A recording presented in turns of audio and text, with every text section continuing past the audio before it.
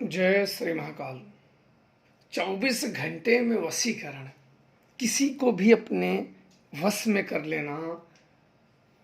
आज इसके विषय में एक अनुभव बताएंगे कि वशीकरण के जो मंत्र, जो साधनाएं उन पे आधारित है। एक लड़का था जो एक लड़की को चाहता था।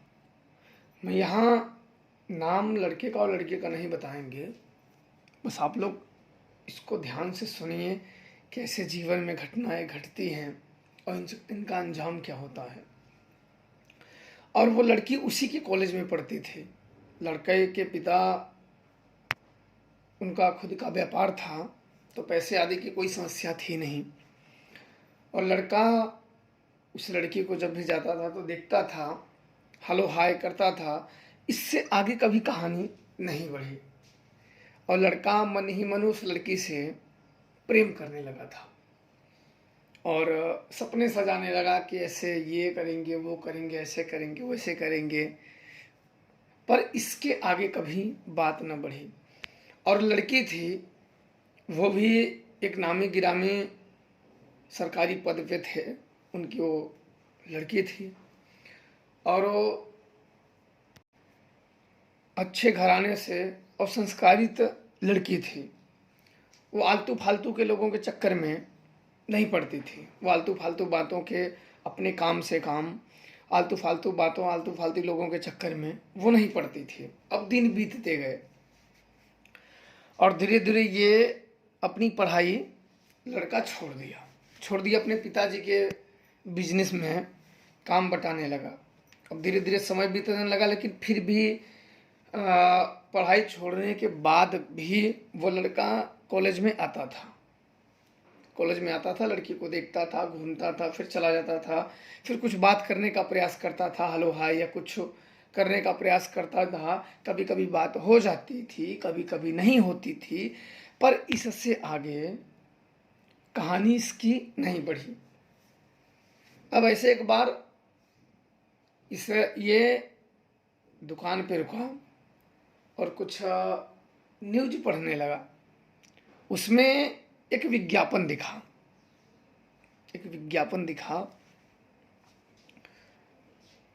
24 घंटे में किसी को भी अपने वश में करना, मन चाहा प्रेम, शत्रुनाश, मूठ, पराई स्त्रियों से छुटकारा। ये वो दुनिया भर के विज्ञापन लिखे रहते हैं। इनका लिखने का तरीका भी कुछ अलग ही होता है। हम तो बोल भी नहीं पा रहे हैं कि ये कितने लिख देते हैं दुनिया भर के मूठ, मारण, वशीकरण। ये 24 घंटे में, ये 5 घंटे में, वो 2 घंटे में, ऐसे लिखे हुए थे। तो उसने वहाँ से एक नंबर नोट किया उस बाबा का जिसने विज्ञापन दिया था। उस लड़के ने नंबर ले लिया कि चलो ये तो 24 घंटे में वश में कर देगा, ये कर देगा, वो कर देगा, ये तो बहुत अच्छी बात है।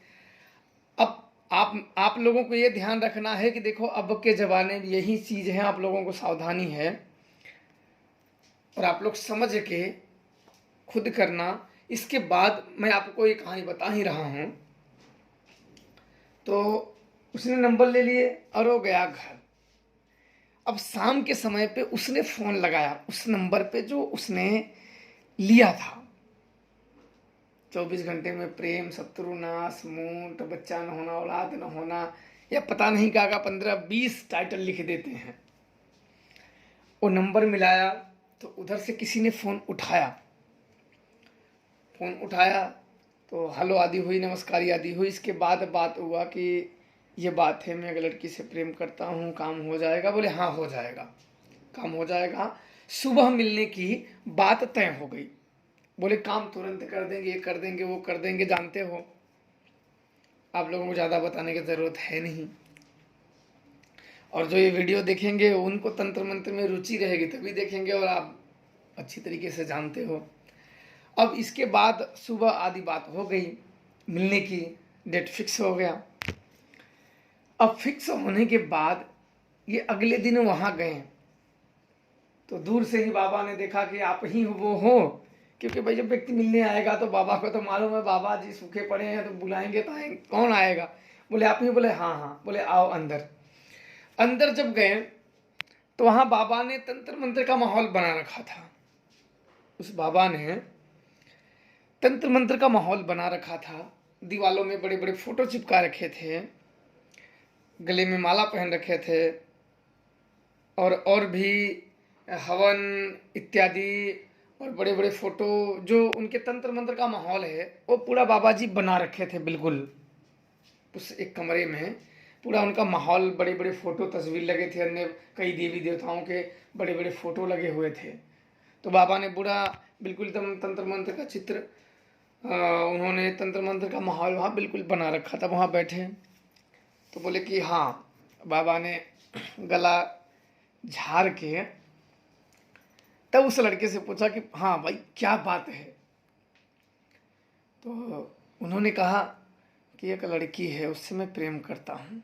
तब तक बाबा ने बीच में, इतना वो लड़का कहा, बाबा ने बीच में बात काटी, काट के बोला वो तुमसे नहीं करती है। बोले नहीं, क्योंकि बाबा को पता भाई जब कोई प्रेम कराने के लिए, वशीकरण के लिए आएगा तो वो साफ बात है कि वो उसको नहीं चाह रही है, तभी तो वो आया है। तो बाबा ने अंदाजी मारा और बाबा ने अपना काम सफल कर लिया। इसके बाद बोले कि फिक्र मत करो, वो लड़की एक तरफा मोहब्बत है, ये है वो है, फिक्र मत करो, मैं तेरा दास मैं बना दूंगा उस लड़की को। अब बाबा ने ऐसे कहा। अब भाई कोई भी व्यक्ति को अगर ऐसे व्यक्ति बोल दे तो बिल्कुल अपने आंख में सपने ले लेता है कि अब तो क्या बात है, ऐसे है, वो है, यहाँ है, वह है। पैसे आदि की बात जो है वो तय हो गई कि भाई इतना नहीं इतना, तेरा मैं 15 दिन के अंदर में मैं तेरा दास बना दूंगा। उस लड़की को तेरे पीछे पीछे दौड़ेगी, जब तक तुझे देखेगी नहीं उससे चैन नहीं पड़ेगा। ये वो दुनिया भर के बात बाबा ने, बाकी आप लोग खुद ही समझ सकते हो कि कैसे बोलते हैं। इसके बाद उन्होंने सब कहा तो लड़का सोचा चलो कोई बात नहीं, 15 दिन की तो बात है, इसके बाद तो हो ही जाएगा सब। अब इसके बाद वहाँ उन्होंने जो उनसे पैसे पानी की बात पहले हो गई थी, सब वहाँ देन लेन हो गया। देन लेन होने के बाद वो लड़का चला गया। लड़का जब वहाँ से चला गया, सपने लिए आंख में कि 15 दिन में ये करेंगे, वो करेंगे, ऐसे करेंगे, ये होगा, वो होगा। अपने ख्याली दुनिया में लड़का डूब गया, पर उसे मिलना न छोड़ा। लड़का जब भी जाता था उस लड़की से मिलता था, हेलो आदि होता था, इसके आगे बात नहीं बढ़ती थी, पर कोई उस लड़की में बदलाव नज़र नहीं आया। जिसका उसका जो बिहेव था, जो स्वभाव था, वो जस के तस से, जैसे उसके स्वभाव पहले थे वैसे अब थे। अब लड़का परेशान कि अब क्या हुआ। एक हफ्ते बीते, 10 दिन बीते, 12 दिन बीते, 15 दिन भी बीत गए, कुछ भी लड़की में परिवर्तन नहीं हुआ। अब लड़का फिर दौड़ा बाबा के पास। 15 दिन के लिए बाबा बोले थे कि 15 दिन में मैं तेरा दास बना दूंगा। अब फिर बाबा के पास हो गया लड़का। अब लड़का जाने के बाद बाबा जी से सारी बातें उसने क्या सुनाई। बाबा जी ने कहा रुक मैं अच्छा देखता हूँ। अब इसके बाद बाबा जी ने आंख बंद किया और कुछ मंत्र बुदबुदाएं, पता नहीं क्या कुछ से बुदबुदाएं, और फिर 5 मिनट के बाद अपनी आंखें खोल दी बाबा ने। अब बाबा ने कहा कि मेरी शक्ति के काट कराई गई है, मतलब मेरा वो जो जिन्न गया था, उन्होंने कहा बाबा ने, मेरा जो जिन्न गया था वो उसके अगले ही दिन काट करा दी गई, वो वापस लौट गया। लड़के ने कहा अब क्या होगा बाबा। बोले फिक्र मत करो, मुझे उस क्रिया की काट करनी पड़ेगी, जो उसने क्रिया मेरे जिन्न को काटा है, मुझे उसकी क्रिया काट करके मुझे वापस से शक्ति लगाना होगा। बोले बाबा जल्दी करो। बोले कि इसमें समय 1 हफ्ता और लगेगा। बोले ठीक है। और पूजा लगेगा। बोले ठीक है। अब 1 हफ्ता और बीत गया, उसने कुछ पैसे और दिए, और इसके बाद फिर 1 हफ्ते की बात बन के वो चले गए। चले के बाद फिर एक एक दिन करके 2 दिन, 4 दिन, 6 दिन, हफ्ता भर फिर बीत गया, कुछ नहीं हुआ। फिर बाबा ने उस लड़के को उल्लू बनाता रहा और वह लड़का उल्लू बनता रहा, पर हुआ कुछ नहीं। एक दिन ऐसा आया कि बाबा ही अपनी कुटिया छोड़ के गायब ले लिए। अब लड़का जहां से शुरू किया था आके अब वहीं रुका। इसके बाद उसने कितने बाबाओं की शरण ली, कितने ओझाओं की शरण ली, कितनी गुनियों की शरण ली, लेकिन कहीं से उसे कुछ प्राप्त नहीं हुआ। सिर्फ समय और पैसे की बर्बादी। बहुत से बाबाओं के पास, बहुत से गुनियों के पास, बहुत से जानकारों के पास वो लड़का गया लड़की को वश में कराने के लिए, लेकिन उसके साथ कुछ नहीं हुआ।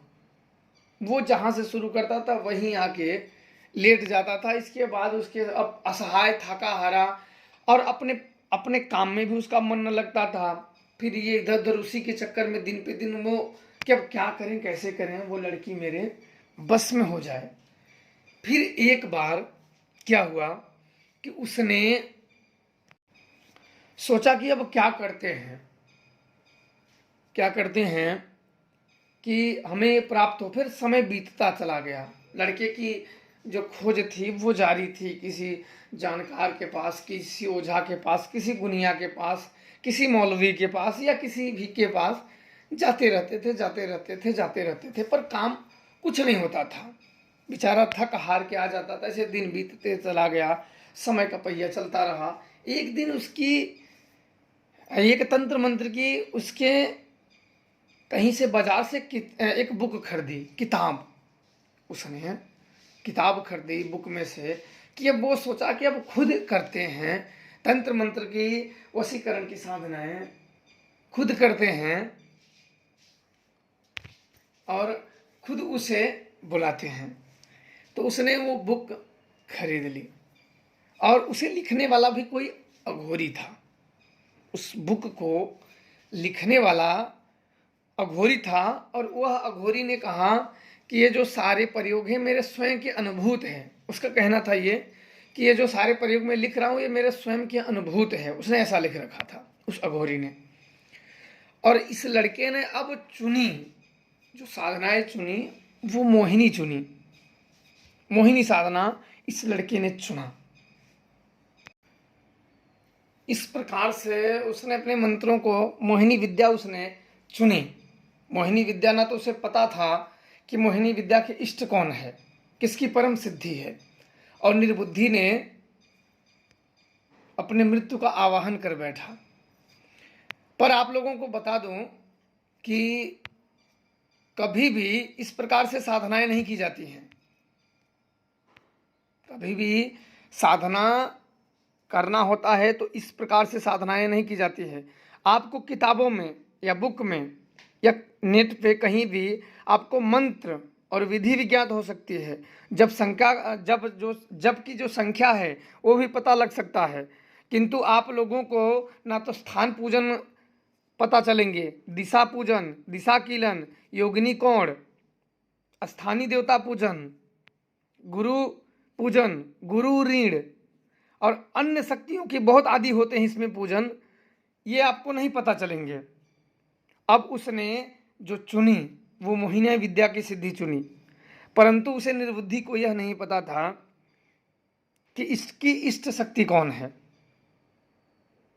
ये मोहिनी यक्षिणी की परम शक्ति होती है और परम सिद्धि होती है, पर उसे लड़की को पाने के लिए तो भूत सवार था उसके ऊपर जैसे, और उसने तुरंत साधनाओं में जुट गया उस महायक्षी परम जो महायक्षिणी है उसको सिद्ध करने के लिए। पर आपको बता दूं कि साधना में ठीक 21 दिन के ठीक उसी दिन मंत्र जागृत होने लगते हैं और शमशान जाग जाता है। शमशान में रह रहे भूत प्रेत जाग जाते हैं, साधक की साधना भंग करने का प्रयास करते हैं। यही कारण है कि आपको सुरक्षा मंत्र के लिए अस्थियों माला की, अवघड़ों को अस्थि माला की जरूरत पड़ती है और उसकी सिद्धि होनी चाहिए।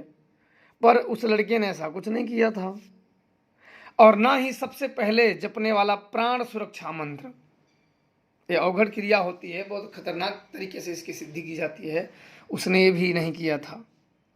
उसने अपनी साक्षात्कार मृत्यु का आवाहन कर बैठा था। इसलिए कभी भी इन चीज़ों को आप लोग ध्यान रखिए और ज़रूर सोचिए कि ये सब होती क्या हैं।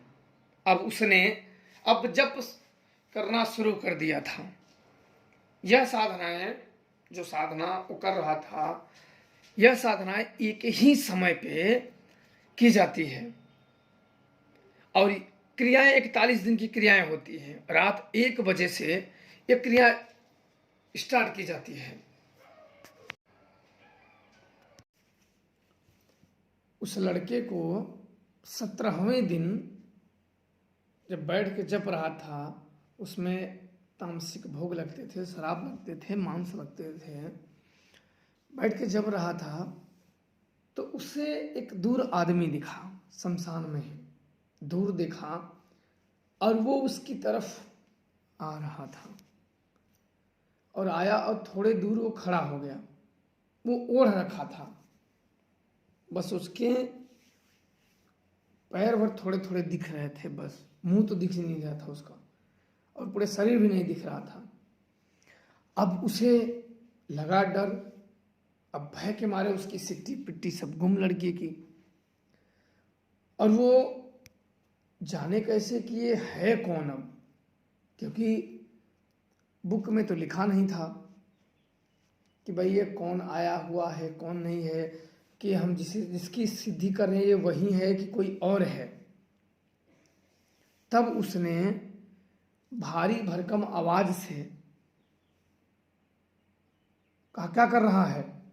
उसने दूर से बड़े तेज स्वर में और कर्कश भरे स्वर में उसने कहा कि क्या कर रहा है।